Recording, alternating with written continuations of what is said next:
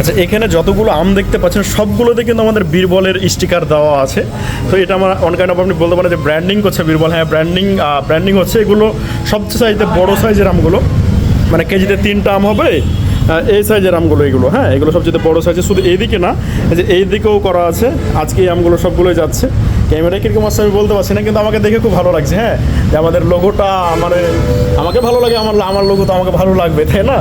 তো আমার মানে এই যে আমের সাথে যখন লোগোটা এভাবে আমরা দিয়ে দিচ্ছি না, তখন কিন্তু অনেক সুন্দর লাগছে। আমি একটা যে কোনো আম র্যান্ডমলি পিক করি, ধরুন এই যে এই আমটার দিকে দেখুন, এই আমটা এইভাবে আছে, তারপর হচ্ছে এখানে বীরবলের স্টিকার দেওয়া আছে এইভাবে। হ্যাঁ, এই হচ্ছে বিষয়। আর এই প্রতিটা আমি কিন্তু বলা চলে একেবারে বেস্ট। এই যে এই আমটা যদি দিকে দেখায় আপনাদের, এই আমটা দেখুন একেবারে হচ্ছে কালারফুল আম, একেবারে বেস্ট, একেবারে সিজনের মধ্যে একেবারে কালার চলে আসছে।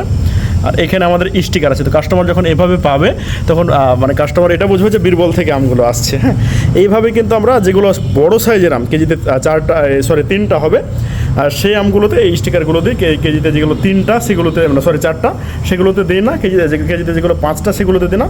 শুধু এই সাইজের আমগুলোতে, এই যে বড় বড় সাইজের আমগুলোতে এই স্টিকারগুলো আপনাদের দিই। তো এই ভাবলাম যে এই বিষয়টা আপনাদের দেখাই, যে এখানে অনেকগুলো আম রাখা আছে, প্রতিটা আমে এভাবে স্টিকার দেওয়া আছে। প্লাস হচ্ছে যে এই দিকে যে আমগুলো রাখা আছে এগুলোতে স্টিকার দেওয়া আছে, এগুলোতে স্টিকার দেওয়া না, এগুলো আলাদাভাবে রাখা আছে। আর এদিকে কেজিতে 5টা আর এদিকে কেজিতে 4টা।